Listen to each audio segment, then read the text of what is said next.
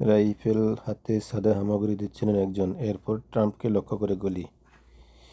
যুক্তরাষ্ট্রের Pennsylvania অঙ্গরাজ্যে Republican president প্রার্থী Donald ট্রাম্পের নির্বাচনী প্রচার চলাকালে এক ব্যক্তির কাছে একটি ভবনের ছাদে হামাগুড়ি দিতে দেখছিলেন একজন, তার হাতে রাইফেলও দেখছিলেন তিনি। নিরাপত্তা বাহিনীকে সতর্ক করার আগে ট্রাম্পকে লক্ষ্য করে গুলি ছুড়তে থাকেন ওই হামলাকারী।